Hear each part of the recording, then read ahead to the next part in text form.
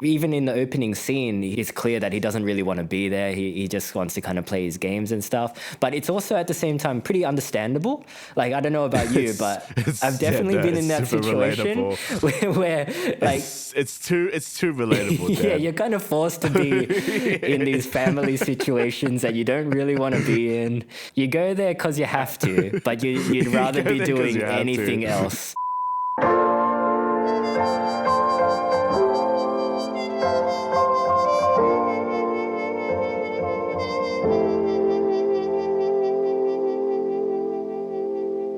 Hello, everybody, and welcome to another episode of Two Asian Blokes Podcast, a podcast where we talk about Asian pop culture, films, TV shows, comic books, anime, music, food, video games, whatever we're feeling at the time, really. My name is Dan with a H. With me, as always, is my co-host, Tavi. Hi, Tavi. What's going on? Not much, man. Big episode we've got today. Yeah, we've got a fair bit of news, and been seeing a lot of movies recently, actually, at the cinema. Can't talk about all of them. We'll just have to stagger them out into the other reviews and pretend like I saw them recently. Yeah, that's the way to go. Yeah. We stretch our content to its breaking point. That's how we roll. We stretch it and we release things like... once people have stopped talking about it.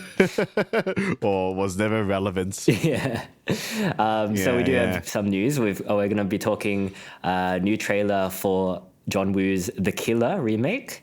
We're going to be talking about Shogun cleaning up at the Emmys. We're going to do a mini review for The Acolyte and also Longlegs before getting to the main review of this episode, which is a Thai film called How to Make Millions Before My Grandmother Dies. Is it Before My Grandmother Dies or is it Before Grandma Dies? Oh, this title is going to be the death of me. Yeah, we're going to talk about that once we get to the How review. to Make Millions Before Grandma Dies. That's what it's called in the English translation.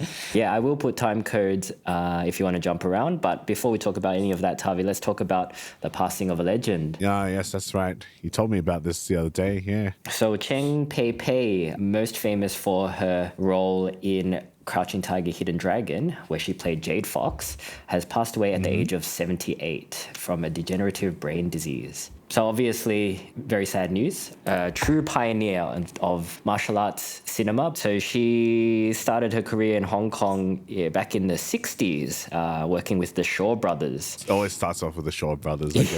Yes. They're pioneers themselves, yeah. That's right. But yes, so she had a background in ballet and dance, so this really helped her in martial arts action, particularly in swordplay films.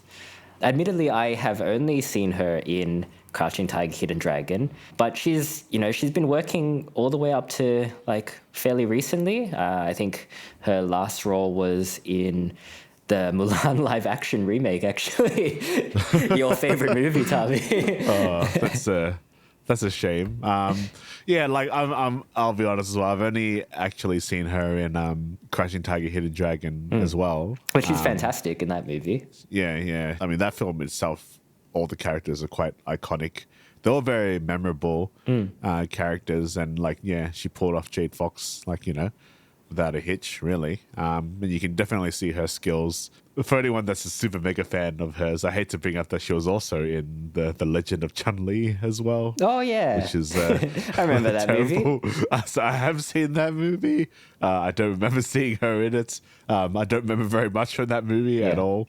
Because I'm pretty sure I fell asleep. You got to take what you can get, I guess. Yeah. I guess it's hard because, I mean, at the end of the day, she is an Asian actress in growing up in those times where there's not that much work for her outside of Hong Kong. And I guess she didn't really need Hollywood that much because she's been in so much stuff. Just going through her wiki, she's done a lot. Yes. She makes 2 movies a year almost, it seems. So that's insane. Really? So good on her. She's very accomplished life. Mm-hmm. Yeah, particularly for a woman, I think, in the martial arts sector. It wouldn't have been easy, getting to the point where she was. So, yeah, amazing innings. Well done. And I'm sure she's inspired a lot of martial artists to kind of follow in her footsteps.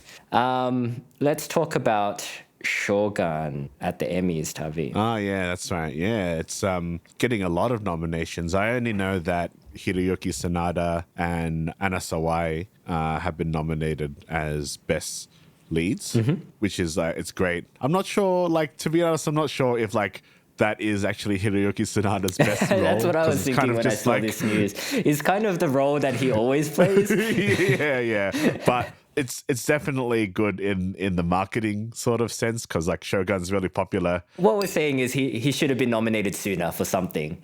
But yeah, we're glad that he has been nominated at least for this show that we enjoyed. You know, we have reviewed it in the past and we both liked it. Well, yeah, like in like a bit more like retrospect, I enjoy that show like a lot more than like I kind of may have given it credit for. Like when I did listen back to the episode of us talking about it like we were quite fond of talking about that show because there's a lot of stuff that you and I quite enjoyed.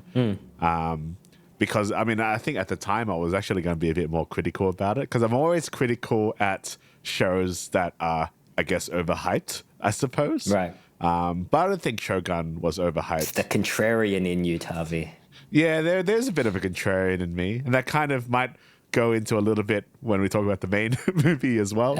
I'm rooting for Anna Sawai. She fucking killed that. Yeah, she fucking nailed the shit out of that role. The series also secured nominations for its supporting cast, including Tadanobu Asano and Takahiro Hira. Oh, yeah. And also some technical categories that nobody cares about. But just kidding, guys. I enjoy what you do, Risky. What about, why was there no nomination for Cosmo Jarvis? I don't think so, actually. Yeah. There wasn't. No, wasn't good enough, right? He's good in it, though. I enjoyed his performance. Out of all the things I remember from that show, that's the scene I remember. My name is John Blackthorne. He's like, it's just very, like, no. Yeah, I just find it kind of funny. Sometimes if I'm like, have a disagreement with something or I don't want something when I'm in my everyday life, I kind of just think of going, just randomly. But yeah, they did get 25 nominations, but not one for Cosmo Jarvis. But yeah, credit where credit's due. It is a very good show. I hope it does well. Shall we talk about something that's not as good? Oh man. The Killer. Oh man, this fucking trailer. Jesus Christ, man. Yeah, we recently got a trailer for The Killer, which is a remake of John Woo's, I want to say 1982 classic. I think it's 89. 1989, you're right. Starring Chow Yun-fat. Oh, this trailer hurt me, man. It really hurt me. I can't oh my God. I saw pictures of it. I was like, oh no, what have they done? It's like, oh, but John Woo's a part of it. And it's just like, oh, I don't know how much control he really had. I feel like he is kind of the kid that had done his homework, but then like a bunch of bullies jumped in and scribbled all over his homework. And then he came home and then like, I'd be the comforting mother. It's like, it's not your fault. Yeah. Like, oh, but my work is destroyed. Yeah. Obviously the 89 movie is a classic of the genre. It's a classic. Yeah. It is a classic. So like that's the first problem with this remake is it's a classic that doesn't really need a remake, right? And another issue is the direction it seems to be going in, which is just a bland, like generic shoot 'em up, I guess. It's just bland, like modern Hollywood stuff, and like it looks like the movie Ghosted, Tavi.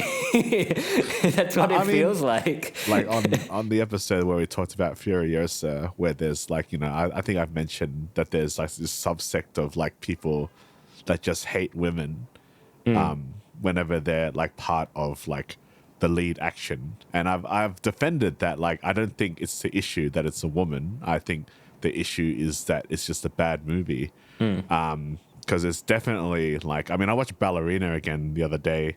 I was just relaxing. I'm like, man, I just want to watch something like pretty chill and that I really enjoy. Yep. And just chucked on Ballerina. It's not that hard to make just a really cool female action lead, you know? It's really not that hard.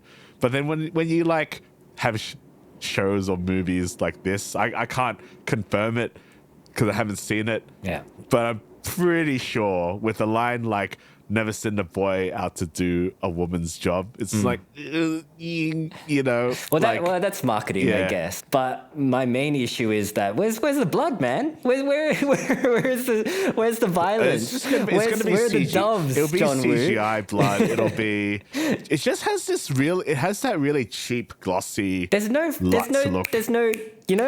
soul in it, Tavi. There's no personality soul. in this trailer. It is just like the studios. They've got like. There's a trench coat in it, I guess. John Woo's. They just got him like as a marionette, like direct, sir, and they're just dancing him around, and it's just like it's so sad because John Woo is a master, you know, the killer, hard boiled. But his Hollywood stuff is not as good as his Hong Kong stuff. But it's still like good. Some of it is good. Some of it is good. Hard target. He did the movie Paycheck, Tavi. Do you remember Paycheck? Yeah, I never watched Paycheck. Yeah. But he is a good director. But he might have like Ridley Scotted himself, and he's just old now, and he's just struggling. Because I watched Silent Night. I'm not sure if I've mentioned it in this podcast. I don't think it was worth mentioning, Tavi. Like it's not a terrible film, right? Yeah, it's not a great movie. It's not very good, unfortunately. Some of the gunplay is fun. And like, look, there is very small snippets of it because there are actually doves in the trailer if you're really looking for it. But it just looks really shit, like absolute garbage. And I already thought I had seen the worst movie this year in the form of Trigger Warning, but I think this one might hurt me a lot more because I hold The Killer and like Hard Boiled like very like dear to my heart in terms of what action cinema I love, you know. And it's kind of at the time where you could use a lot of squibs and there were a lot of practical effects, but you know, there's been a lot of accidents and stuff since then. Sure. So I get the trajectory of making action films, but making them as safe as possible. But you lose so much of that soul, I suppose. You lose a lot of that friction. And it's just like this movie, it just looks bad. I can't think of any other word. To me, it doesn't even look that bad. It just looks really generic. And it like, looks super generic, which makes it even worse. Yeah. There's nothing in this trailer that makes me want to watch it. No good. Ugh, no good. No good. But yeah. I mean, maybe it will be good. Maybe, who knows? It's just a trailer, you know. I'd be very surprised though. I highly doubt it. It does hurt more when the remakes of films that we love turn out to be bad, which like we experienced that with Old Boy as well. Like if it's a movie that we don't really care about, whatever. But you know, I mean, you talked about Axel F in one of our more recent episodes. I watched Axel F and I actually really enjoyed it as well. Yeah. It captures the soul of like what the original like trilogy was, you know. It has that 80s charm. It has Eddie Murphy being like, you know, quippy and snappy with his comebacks, right? Yep. But this doesn't seem like it has that. There's no bromance. You got to have the bromance, like the really homoerotic bromance. There's no it's jazz. Not there. There's no blues. And there's no jazz. Oh, there's just this really bland hip hop song. Oh my God. It's making it even worse just thinking about it. It's just like, you want a man. It's just like, oh, Jesus Christ, man. This is fucking, it looks bad. Yeah. We'll obviously have to do a comparison review because it actually comes out very soon, like next month. I mean, the highlight of that episode will be getting to watch The Killer 1989 again, I guess. Yeah. Oh, definitely. Yeah. I'm looking forward to watching that again. Yeah. I don't want to watch this movie again. It's too much. Yeah. It's like when you got to go to the morgue to identify like a body. It's just like, are you ready to see it? It's just like, oh. What have they done to you?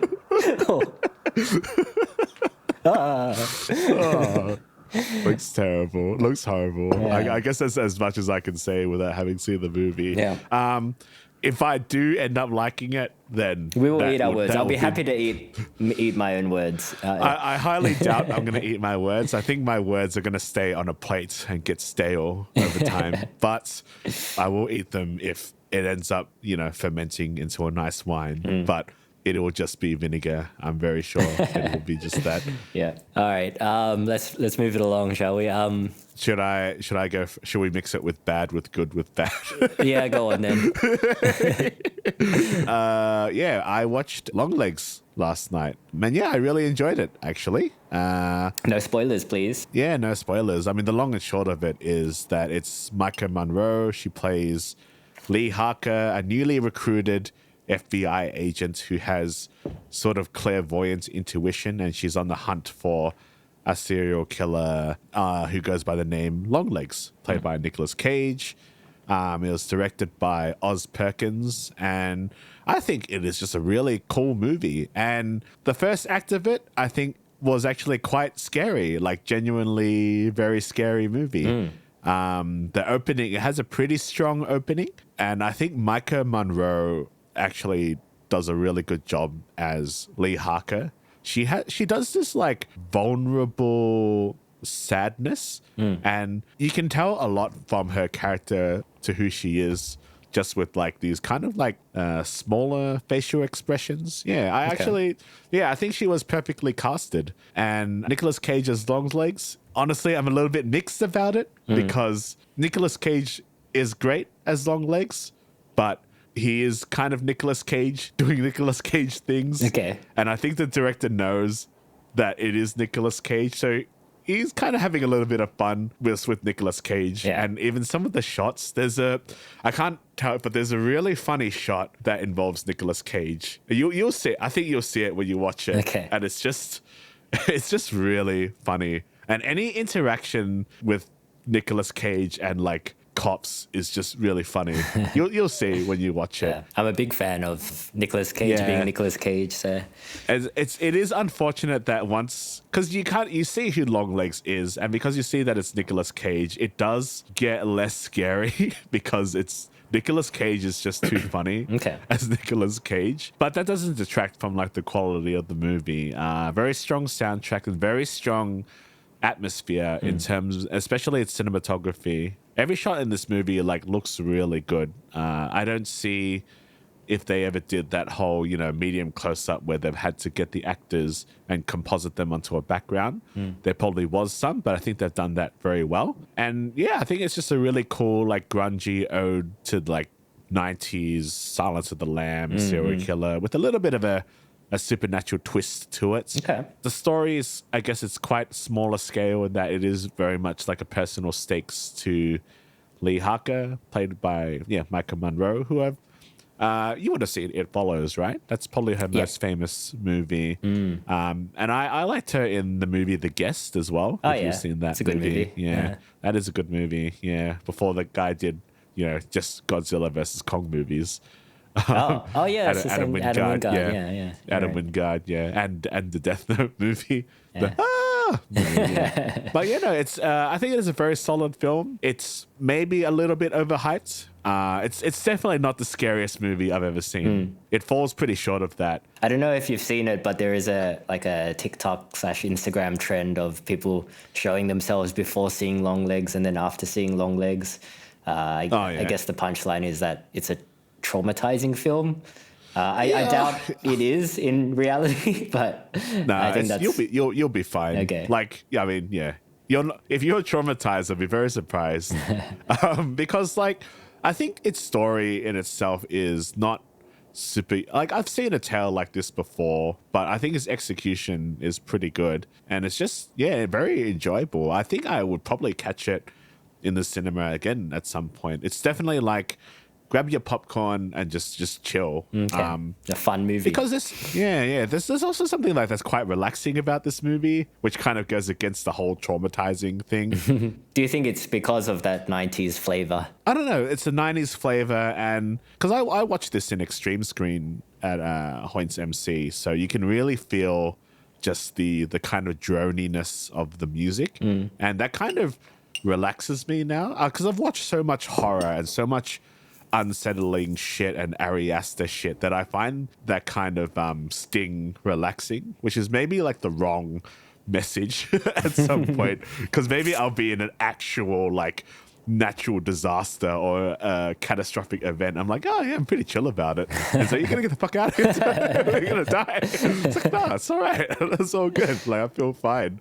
So maybe that's not good in that sense. But nah, it's definitely not traumatizing. I don't think. Yeah, pretty scary. I think it is genuinely scary at the start. Nicolas Cage is a pretty memorable villain, even though he is just being Nicolas Cage. There are some pretty good like jump scares that involve Nicolas Cage. It's nothing scarier than Nicolas Cage being Nicolas Cage, except for maybe Tom Cruise being Tom Cruise. That's also quite scary. yeah. It's not perfect, but I thoroughly enjoyed it. And honestly, I'm very excited to watch it again at some point. Looking forward to watching it. Yeah. Check it out. You know what else I was looking forward to watching, Tavi? It's The Acolyte. I actually was. Really? I was looking forward to this show. Lee Jong-jae's in it. I really wanted this show to be good. I mean, for context, You're a Star Wars fan. Yeah, I'm a Star Wars fan, but I'm not like the biggest Star Wars fan, you know? Like, more so than you, but less so than like a diehard Star Wars fan. Yeah. I haven't watched the Clone Wars, for example. But I am also a fan of martial arts cinema. So like the idea of combining martial arts and Star Wars, you know, it seems like a good idea on paper. It does seem like a good idea on paper. Because it's inspired by, you know, Akira Kurosawa films and whatnot. Yeah. To be fair, the fight scenes are quite good. Yeah, I've heard positive things that like the fight scenes are actually generally pretty good. When they happen, they're pretty good. You know, they're clearly inspired by older martial arts films, or at least inspired by The Matrix, which was inspired by older martial arts films. Like it is pretty clear from like the music choices and the framing and even like the settings of the fights, I guess. Like the first fight scene takes place in some kind of space tea house. So it's very kind of like old school martial arts cinema. Yeah. But the narrative, it feels like you're watching a Twilight movie. It's written with the same level of skill and the same target audience in mind as one of those movies. Because like, look, honestly, you talking about it, having that martial arts and tea house makes it, to me, it sounds, it might actually be that bad. And then it's just like, it's just kind of pretty tripe when it comes to its writing. Yeah. And like, this isn't really anything new for Star Wars. Like I would argue that the prequels also have quite bad writing at times and quite good fight scenes at times. But I think The Acolyte is like on another level of bad writing. It's just like, I don't know if it's just the YA feeling of it. Because it's quite... This show is quite horny, Tavi, I would say. I've seen like the first... It's an infamous scene by now where like the bad guy played by, what's his name? He's in Top Gun Maverick. Manny... He's like a fellow guy. Yeah, I was going to say Manny Pacquiao, but that's the Manny Jacinto. Yeah, Manny Jacinto, yeah. He was in Top Gun Maverick, more famously The Good Place, I think, which I haven't seen. But yeah, there's an infamous scene now where he's like shirtless and bathing in some kind of pond. He's pretty good in this show, I would say. He's one of the highlights of this show, to be fair. But it's just the way that his character and specifically some of his dialogue is written. It's really cringe. It feels like either their target demographic is young adult female orientated or like middle 40s women who read romance novels orientated, right? Is that true? Like just from what I've seen, like with the fight scene stuff, maybe I'm wrong about that, but just from general clips and seeing Leslie Headland talk about it here and there, it seems like, I don't know if you really understand what your target audience wants. And that's the thing. Like, it feels like it doesn't know what it's trying to be. Like I said, the fight scenes, they have a pretty old school flavor. So with those, you seem to be targeting like an older audience, right? Fans of like that kind of martial arts cinema. Well, it's basically like older, like male nerds, right? Which, to be fair, is probably the majority of Star Wars fans at this point. It is, right? It is, yeah. But then you have this running plot where it's got a completely different target audience in mind. So you're just not pleasing anyone. So it feels very like focus group tested. So it's like So we try to get this audience in, but then we try to squeeze in this, So it's kind of like, when you like organize a party and then you're just like, yeah, I'm going to invite like a few like cool like group of friends. And then it's like, oh, maybe I'll invite like, this other crew because it'll be nice. And then they bring their friends and it's like, yeah, sure. And then it ends up being like a mess. And you're just like, oh, well. Then there ends up being a standoff at some point. Yeah. And everyone kills each other. You've been to those parties, right? Yeah. Yeah. It's just me. Totally. It just ends up being a really just messy kind of show. And like, it's a shame because I noticed that Kogunaga directed a lot of these episodes. Yeah. And he did, what was that movie with John Cho? Well, he did After Yang. Yeah, that's it. After Yang, which I haven't seen. Yeah, Columbus? He did another movie before that. Columbus. Yeah, which I enjoyed. Yeah, I think that was a good movie. And the guy does. Yeah, his shots and his cinematography is quite good. Well, even though he's not the DOP, but he's got a good vision. Yeah. I'm not sure if his vision is like a action vision. Well, I don't think the vision is the problem with this show. It's definitely the writing, the structure of the show. Sometimes episodes will just end with like nothing. Not even like a cliffhanger or anything. Not even a cliffhanger. It's just like, Yeah, you'll binge it anyway, so just watch. Yeah. So we're not going to do anything. Yeah. The character design looks like shit. Everybody looks like an extra from the Legendary Adventures of Hercules. with the exception of the main bad guy, whose design I actually quite like.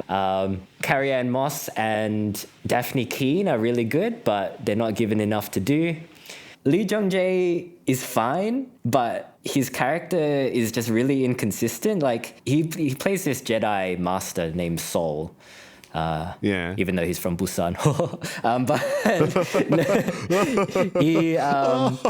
So one of his main skills is that he seems to be able to read people's minds. Oh, yeah. But sometimes he just can't. He just doesn't. Like there's a bit later on in the show where he's captured one of the antagonists and he's got her like handcuffed to this bed, right? And she like secretly picks the lock and then manages to taser him without him sensing anything is amiss.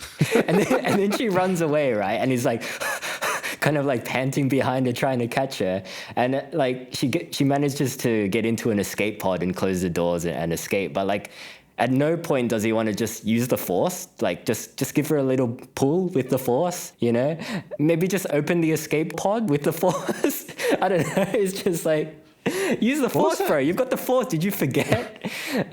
Yeah, there's a lot of issues that writing, power level writing. Yeah, it seems to be like a common thing where it's just like, man, you can just like do this and everything will be fine. Yeah. Yeah, I think like to give the writers the benefit of the doubt, these shows are written in like terms of clockwork. And because there's so many moving parts in terms of plot, in terms of lore, in terms of characters, like you kind of just get mixed up with all this shit that is going on. And unless you take the time to really like delve into how each thing works, to just kind of storyboard it a little bit. Yeah. I don't know.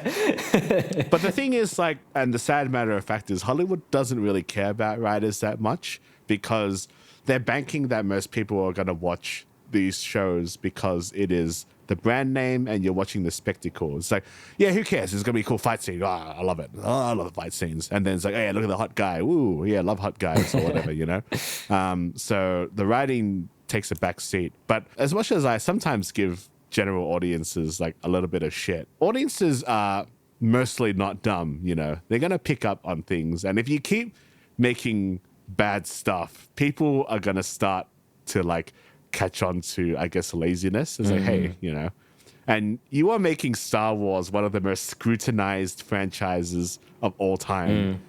So people are going to be there with like a fine-tuned cone with microbes of like cells that have fine-tuned cones and to look for like shit that's wrong with your series. I think there is a level of like the marketing team kind of playing into that hatred as well a little bit, I suspect. Yeah. I mean, the way this show was marketed. I've seen a lot of people on YouTube talk about it. Yeah. By the time this comes out, like this is just going to be another drop in the pond of negative Acolyte reviews.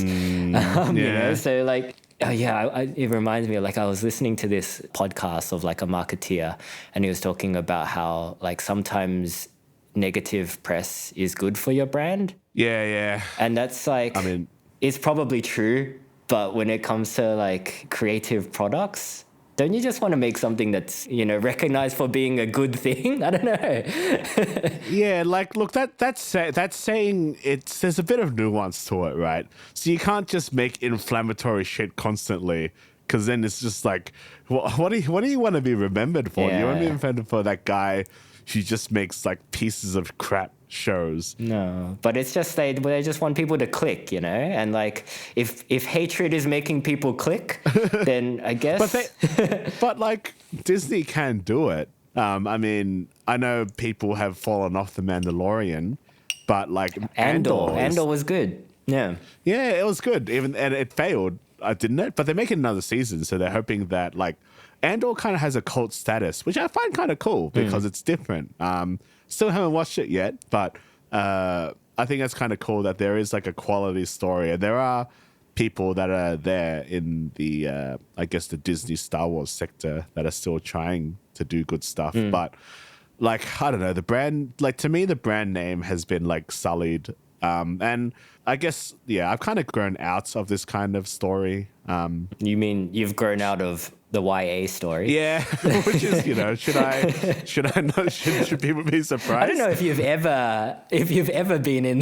Yeah, that's true. Actually, I think I went straight from like Mr. Men to like Stephen King, like straight up. I just read it. I know I did read Goosebumps. No, there was a bigger progression than that. Yeah. I don't know. Like I said, bad writing. It is kind of a Star Wars trope sometimes, but I don't know. Like I like the prequels, and I did like them at the time that I watched them as well.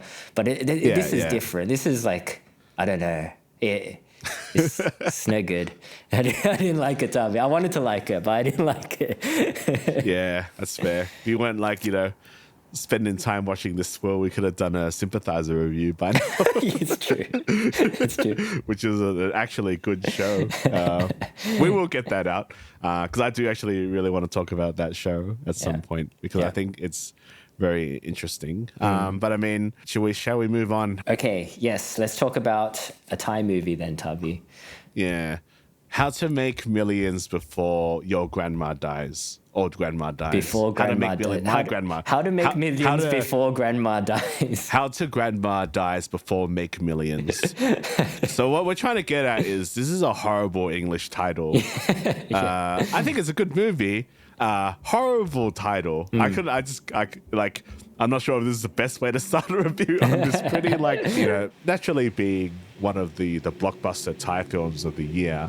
And being a movie that I enjoyed, I wanted to, tell other people, go check this movie out. And I usually will just send them like a trailer through like WhatsApp or whatever, that kind of thing. Yeah. So, I click share. I'm just like, check this movie out. You were excited about it. I was excited because because it's a good movie, Yeah. So I sent it, and then I get some messages from people. It's like, were you hacked or something? It's like, oh, no. It's just like, because like they'd be like, oh, I thought like you got hacked because I saw the title, How to Make Millions. And they thought it was a fucking like spam message. Like, no. It's just a fucking bad title. It does sound a bit like a scam, doesn't it? And especially like when you are sending this English movie title to like a group of Asians, and we are the most like cautious people.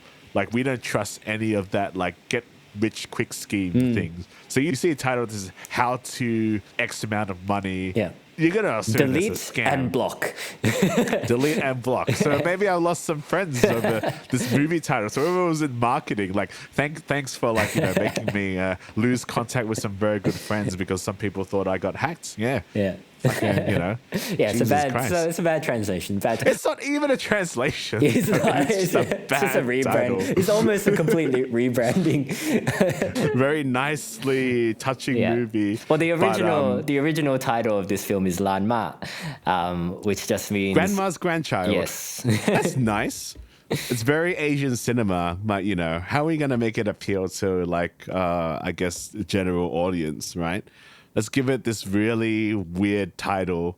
It's not even weird. It's very convoluted, It's too long and it doesn't roll off the tongue. And It doesn't really tie into the plot of the movie either. and it does not tie into the plot of the movie. Like, it kind of does, but you really got to stretch to get there. Yeah, I mean, like the basic premise of the movie is that it follows a character M. He's basically me in my teens. He's a guy that plays a lot of video games. He wants to be a streamer, and he doesn't have a lot of responsibilities, and probably doesn't spend enough time with his grandparents, or the ones that he loves.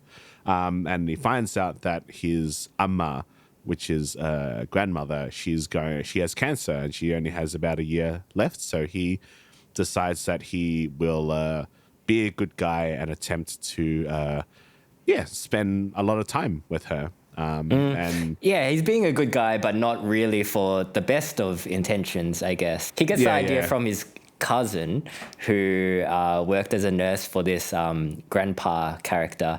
And then when the grandpa passed away, he ended up giving her his house, this cousin his house, because she was the one that was with him and taking care of him when he passed. So yes, M gets the idea to try to do the same thing with his grandmother. He does go live with her and stay with her and takes care of her, but always with the motivation of, that he's going to get the shit when she passes away. That's right. So this is probably what they were trying to get at with the title. It's still bad though. But title aside, I think it's a pretty good movie. It's probably the best family movie I've seen this year. And it is probably like the biggest Asian cinema blockbuster this year that has come out, because my theater was packed when I went. Yeah. I got the Oppenheimer IMAX experience when I watched this movie. Oh, you were at the front? I was at the very front because I thought, because usually when I go watch movies that have their opening day and they're like, from Korea or India or China, it's not usually that busy. Sometimes they're busy, but I've usually been able to just go to the box office and just like get the ticket there, because I was being a cheapskate and I didn't want to pay the booking fee. So I went and said, it's fine. I'll just get it was full. I think there were only like maybe 7 empty seats left. It was honestly like, it didn't detract that much from the viewing experience either. I think it was honestly, this movie was a super like wholesome experience because this movie is actually quite funny at points. It's quite lighthearted throughout. But it is. It does have feels in it. It's got plenty of feels. A lot of people crying in my show in Tabi. It is very much, and I mean this in the nicest possible way. It is a Chinese MV that you'll see at karaoke style of filmmaking. I don't know about that, Toby. It's not cheesy, I would say, but it is pretty saccharine, I guess. It is pretty saccharine. It is pretty cheesy at points. There's a lot of really nice shots in this movie, and the music really carries it along. Like, it's really telling you how... It's really manipulating you, I guess. Sure.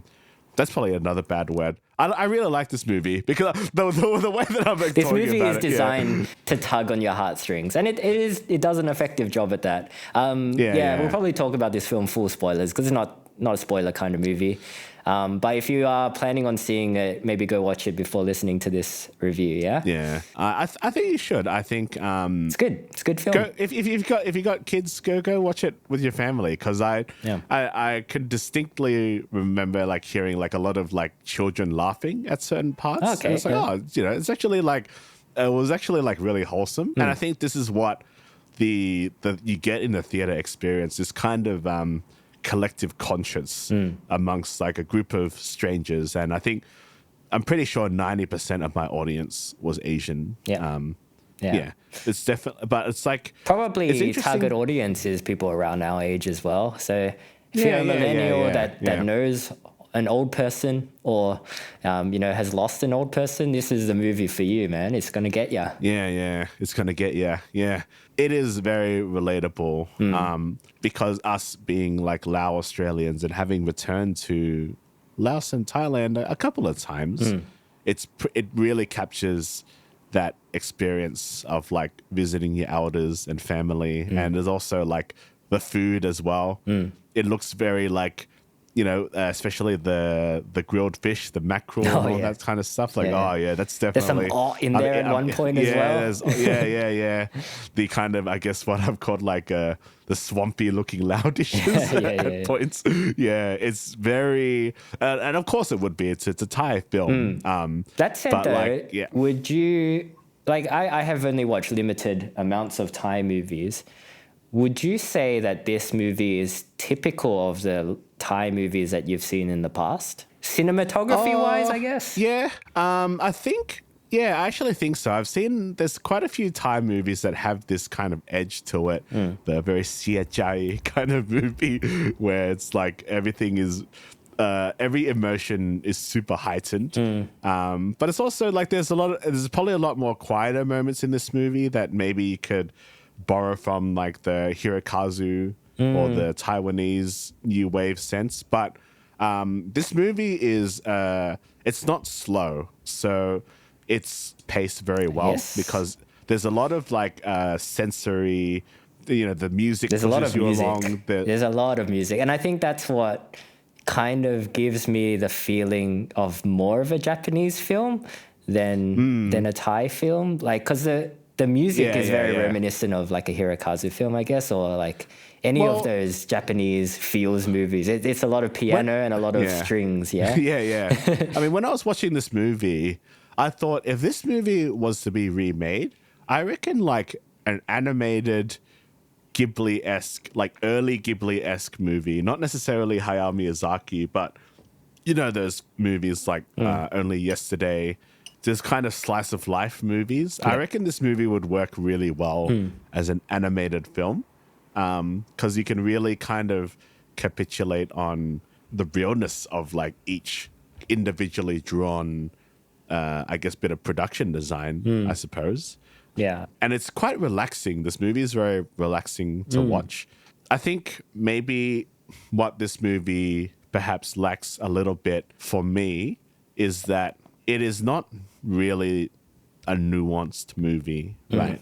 Every feeling that you feel from this movie is very telegraphed, and which is fine. And I think this is why this movie has resonated as a blockbuster, because it is very easy to digest. And I think like the message of the movie is basically, spend more time with your elders because you never know when they're going to go kind of thing. And you got little bits and points of here and there of like the dilemma and the conflict of whether he should do this for money or like, who's the favorite son or whatever, that kind of thing. But there's nothing that's really kind of explicit or adult. I mean, there's only one mention of OnlyFans from his friend, the nurse. It's not that kind of movie, Tommy. It's not that kind of movie. Yeah, you're right. It is very easy to digest. And I think that's by design. Like you said, it's the type of movie that you would take your kids to see and they can kind of pick up the story. And it's good. It would be good for kids to watch this as well because it does teach a pretty valuable lesson about, treasuring family and whatnot. I think the strength of this movie, though, is more in its relatability, I guess, because it is quite specific at the same time about its situation. Like, it's not specific in the sense that this is a very Thai story, but I think a lot of people, especially a lot of Asian people, can relate to this kind of feeling. The characters themselves, maybe they're not all that nuanced, but they are really easy to identify. Yeah. So the family, there's M, which is the grandson, who, like you said, is kind of like a good-for-nothing gamer at the start of the film. There's M's mother, who's named Seal. She's a really hard worker. She's kind of the underappreciated daughter of the group. And then you've got the oldest son. The oldest son, Kyung, is like a finance bro. He's more on the greedy side, I guess. He's got a wife that the immediate family doesn't really like for some reason. Then there's like the younger son who is named Aisoi, who is a degenerate gambler who is always asking for money. So like these character archetypes, they're so specific but also so relatable. Like we kind of no matter what kind of Asian you are, you kind of know people like this, right? They're instantly recognizable, and by that design, their actions and their conversations, they all really make sense. And they're all like maybe conversations that we've, experienced in the past. Yeah. So I think that's what is kind of resonating with people is like just how, even though it is a Thai film, how relatable it is to, a lot of different people. Yeah. And I love that it is a blockbuster because it's being very, very well received around the world in Asia. So this is a kind of film that speaks to a lot of Asians, and I'm glad that I'm seeing a story about like kind of like, lower middle class people being like seen by the majority of Asians, and I wonder what the reception would like to plainly be like non-Asians, would they find this movie relatable? Would they even turn out to watch it? Like, I don't know. Because, I think because it doesn't have that, I'm just going to call it a white appeal, even though, basically Crazy Rich Asians. But like, it's cool to see that there is this kind of grounded movie that probably never really had the intention of having worldwide appeal, Yeah. But this is I would say this is a fairly indie movie that is being shown in like pretty big cinemas. Like, you can watch it in Melbourne and obviously in Sydney, and in like the big cities around the world.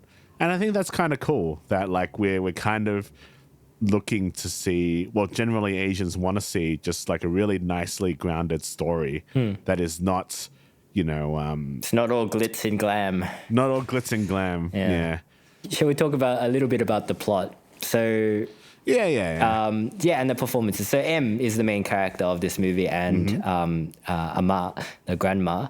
So I think one thing that this movie does really well is the balance, I guess, because I didn't find this movie to be preachy at all, even though the message it is trying to push could be seen as preachy, but I think the movie from the get-go sets up this grandma as a bit of an annoying grandma as well. She's just kind of, the opening scene, she's just kind of nagging people throughout the whole scene.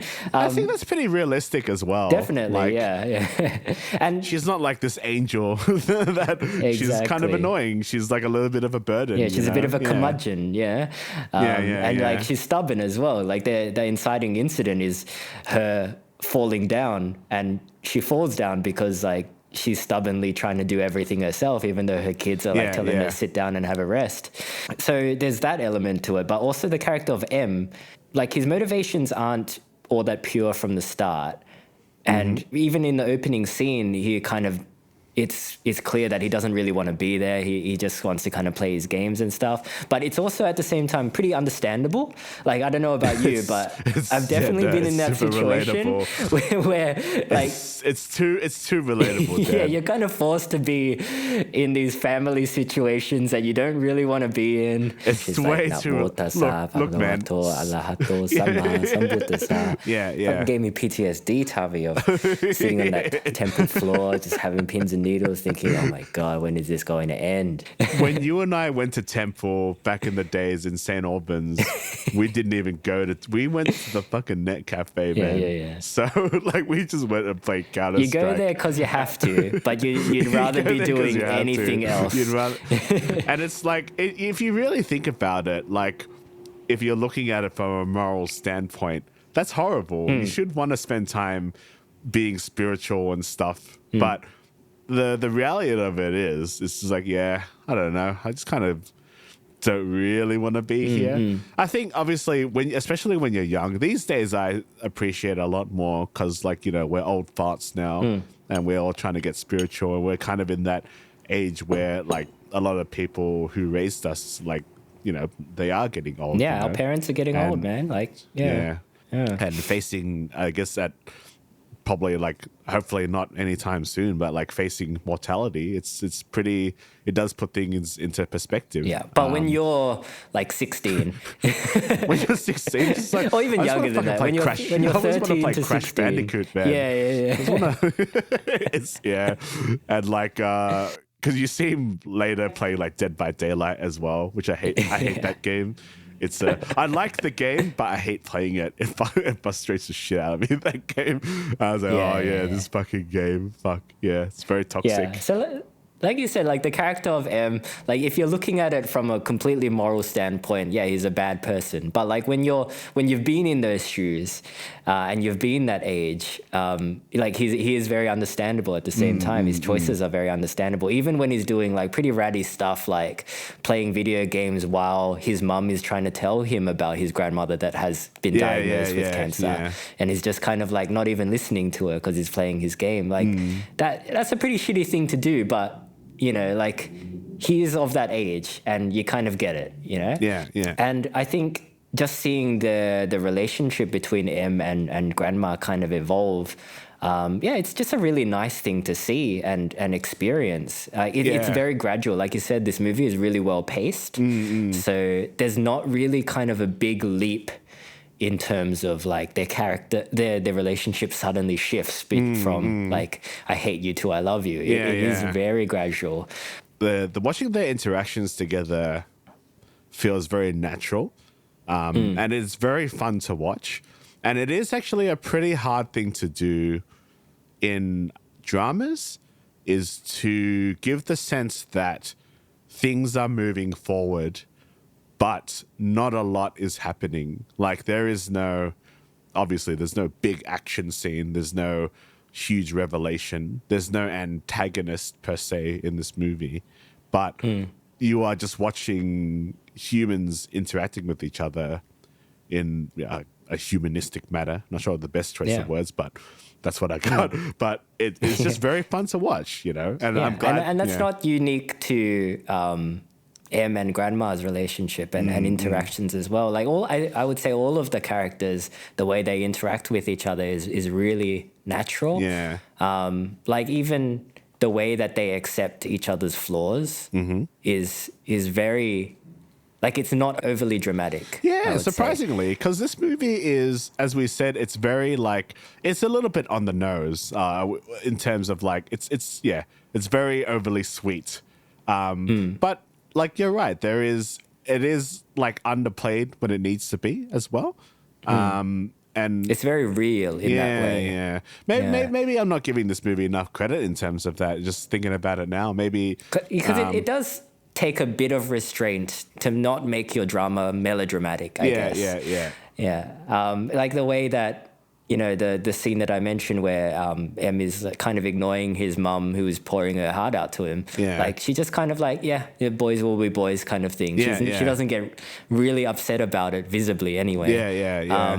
There's a bit where the degenerate gambler's son, they find out that he's been stealing money from Grandma. Yeah. And again, like M goes to confront him, and it's not a situation where they're like fighting each other, like collar grabbing. It's like grabbing of collars. Yeah. No, you're right. And even that whole like subplot is still like underplayed. There's no like, if it was a Korean movie, there would be some guy kicking the door down and he's like stomping on the grandma, stomping on M, and just like slapping people, throwing bits of food at them or whatever. There's none of that. It's actually pretty easily resolved, but like I think it's resolved in a way that makes sense to the story, and it's like not jarring either. So yeah, you're absolutely right on that sense as well. It makes the audience's tears, like the scene that got me, I did get teary at a point in this film. Yeah. And it stayed with me until the end of the film. It's the bit where Grandma starts losing her hair. Yeah. And the scene is kind of like they're just hanging out together, M and Grandma. And Grandma's just sitting at the chair, they're having a chat, and she like realizes that she's losing her hair.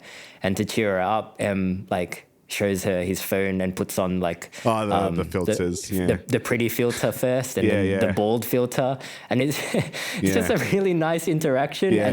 Neither of them really emote that much in the scene, but it just gets you because maybe because they're not emoting that much, maybe because so much of the emotion is behind like smiles, I guess, kind of bittersweet smiles, and that's what got me. And it kind of choked me up for the rest of the film. Yeah. I mean, I got a little bit teary. I wasn't like bawling out crying. I thought I was going to be, because I can get pretty emotional during these kind of movies. Yeah, I would argue you're more emotional than me. But I was like, I kind of knew what was going to happen.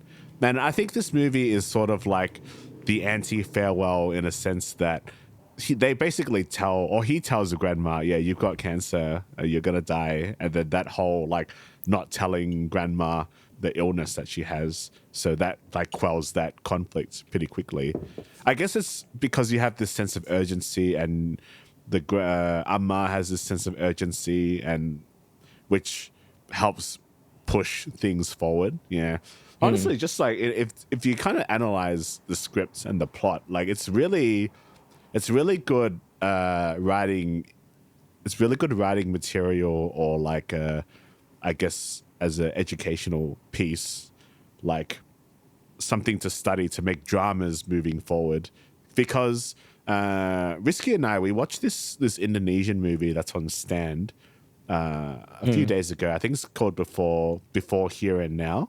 And we really liked this movie on a acting and technical scale. We think it's really, really well done. But it's a bit boring. Like, you can't really get a sense that the plot is moving forward. And it's probably too subtle for its own good. And I think that film kind of has like a bit of a feminist message to it as well. So maybe it kind of fell on me and Risky a little bit.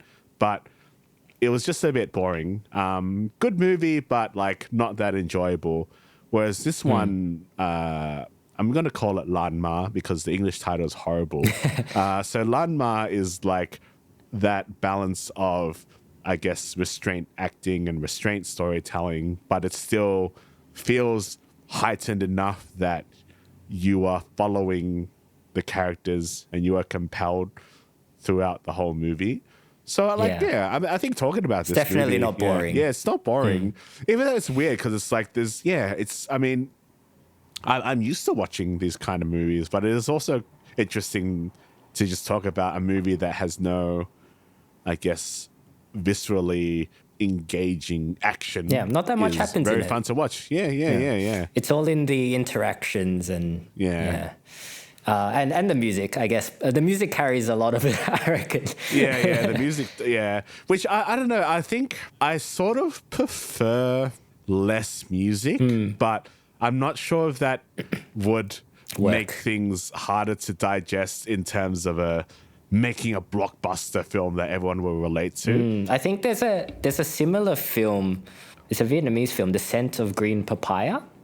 Oh, yeah, I've heard about that. I haven't seen it yet. It's been making the rounds. A similar narrative, I guess, to this in that it's kind of like about a family that grows old, I guess, and you get to see the progression of life. It's kind of the same vibe of not that much happens. But it's a lot more art housey, and in that way, there's not as much music, and it kind of lends more to sound design. Like you hear a lot of the sounds of the seasons, I guess, cicadas and whatnot. It does make the movie feel a lot slower. It's still a really good movie, but in terms of being like a blockbuster hit, it's definitely less promising than a movie like this. It doesn't have that wide audience appeal. And like, that's fair. I don't think this movie is trying to be an art house film, even though like from a non-Asian lens, it's like, oh, it's a foreign movie, it's art house, right? But it's got like, subtitles, Tommy. Of course it's art house. It's got subtitles, art house. But like, there are a lot of very like nicely framed shots in this movie. There definitely, I don't think there would be any compositing in this movie because it's not a VFX film. Everything would have just been shot on location. Got a pretty good use of locations as well. So that probably would have like saved on the budget of the movie. Very natural production design. Yeah. Just a very enjoyable movie, even though like, I didn't get to say this about the title. Like, I was expecting like a heist in this movie. Like I told you this movie sounded like an early 2000s Frankie Muniz like movie. Yeah. And I was I'm thinking of was a Big Fat Liar or something. I was expecting to see some kind of mogul that is just like has all the money and they're trying to like trick him, or even though I knew it was about the grandma and M, but for whatever reason I expected there to be this kind of exciting childishly criminal element to this movie. And then like about halfway through the movie it's like this guy's not trying to make any money at all. And I guess it's like the subtle fact is, like as you were saying, he's trying to connect with the grandma because he has these impure reasons to, because he wants like the deed by the end of the day. So that's probably like what the title is suggesting. Yeah. But it's still like bad, you know? And yeah, I honestly like docked points from my, how much, because it's just like, yeah, like. Branding makes a difference. That's all I'm saying. It does. It does. Marketing team, you suck. Just call it Grandma's Grandchild. That sounds nice and simple. Rolls off the tongue. It's 2 words. It's like 7, 8 syllables. It's not this fucking like, yeah. It sounds like a cheap early 2000s movie with his English title. Yeah. No good. No good at all. It does not do this film justice. I really like this film. Yeah. I think it is probably one of the best Asian films I've seen this year, which I've been going through my letterbox recently, and like I've noticed this year it's kind of the year of genre movies for me, because if I like kind of look back on us ever since we started doing this podcast, there's been like quite a balance of like Asian cinema and I guess Western, and it does lean towards more the Asian cinema kind of things. But this year so far, like I've really enjoyed just basically a lot of like Western movies. And they're not necessarily art house movies either. So I'm like, oh man, like am I getting to that age where you know how you're talking about Takashi Miike in that what was that anime that he did? Onimusha episode. How like we kind of get to an age where we just want to like do cool shit and like cool shit. Where maybe I'm like shifting away from the Asian drama kind of thing, because I've been heavily watching Asian drama maybe for the past 6 years, like intently. Like I've always been watching it, but ever since I was like studying film and really like delving and finding my own style, like Asian cinema has been like my main focus. But yeah, this year I've noticed like, I'm really into just like the stuff beekeeper. that makes me happy. The beekeeper. Yeah. The beekeeper. Trying to fit in our beekeeper reference in this review somehow. Yeah. But no, maybe we just were waiting for the right Asian film, and hopefully more of this kind of stuff comes out, because it seems like this movie is doing well within its target audience. I really hope it does well. Hopefully it gets a wider audience. I think this is the type of movie that could appeal to a wide audience.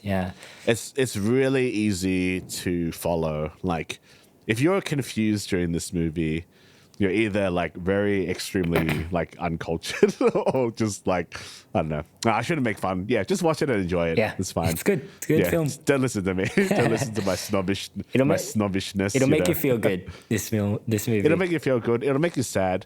But actually, you're talking about how this movie is not overly preachy, even though its message is preachy. Like to put the kind of cynical spin on this, you watch this movie and you'll be like, I should, spend a lot more time with the parents and stuff, and take the ones that we love, like, not for granted. But I know most people are just going to be playing video games at these like temple things. It's not really going to change that much. Sure. I guess it's probably a little bit one-sided in that sense. That it's at the end of the day, and I guess like it's pretty hard, because you don't want it to be too nuanced, because then it becomes more of an art house movie. You're going into like farewell territories. But like, I know it's that was nice, and then they'll just go home and do more degenerate things, and then just I mean, if you watch this movie and then afterwards you get the strong desire to call your parents or call your grandparents, I think this movie has done its job. Like, I think so. It's a bit much to ask of a movie to change the world and make the world as a whole appreciate family more. But I mean, small victories. Basically, what I'm saying is I'm not selling my computer. I'm sorry. I love my computer. That's where I do all my stuff. That's where all your nyan is. Exactly. I was like, I know he sold his computer, but it's like, I don't know. I'm not. I'm probably worse than M, I reckon. Well, he sold, to be fair, he sold his computer as an investment to greater things. To get it back. Yeah. So, but computers don't work that way, because by the time you get that investment, the computer's outdated. And you need to buy a new computer. Yeah. But no, really nice movie, I'd say. I like the way that M and his grandma kind of have a chat about death and like what death means. And M is like, when you die, you just cease to exist. You don't really know what's going on anymore. So, you won't even be able to see if people visit your grave. And then grandma kind of says, but if you scatter my flower petals incorrectly, I'm going to haunt you. Mm-hmm. And then at the end of the movie, they do have like a family gathering at his grandmother's grave. And he teaches the little girl how to scatter the flower petals. And he kind of does it really haphazardly, like he did at the start of the movie. And I like to think that this is kind of his way of showing that, he wants to see his grandmother again, and he misses his grandmother, and he's hoping that by scattering the flower petals incorrectly that she does come and haunt him so that he can see her one more time. And it's really nice time he got me. Very, very, very nice movie. Watch it with your family, as I was saying. I really like this movie a lot as well. Very nice, a very pleasant movie, and I think it will hit you in the feels. It'll make you sad. It's very predictable, but I think it'll leave you with a pretty nice feeling, and I think you'll appreciate the beauty of death as well, because it is naturally a fact of life. And I think Asians really do this kind of movie where they celebrate the end of life really, really well. So I think when the time comes when you need to deal with something like this, a movie like this can help you deal with that. And because it's very easy to digest as well, like you won't have to think too much. It's just like, I should appreciate things like this. And so you can just let yourself feel the emotions. Just give it a better title next time. Just make it easier, because it's a really bad title. I can't get over the title. I don't know. It's just not very good. All right, guys. But what did you think of this movie? Did you enjoy it? Did you cry? When did you cry? Let us know. You can get in touch with us at twoasianblokes@gmail.com. You can join our Facebook group to be part of the conversation, or you can follow us on Instagram and TikTok at twoasianblokes to see what we're up to. Thank you, as always, for listening to this. We'll catch you next time. Okay. Call your mum. Call your dad. Call your mum. Call your brother. Call your sister. Call your siblings. Call your cousins. Pay their debts. No, don't do that. There's nothing in the movie that says do that. You don't have to sell your computer, though. Nah, that's a bit much. You kind of need it. That's a bit much, especially this day and age. All right, guys. See you later. All right, see you later, guys.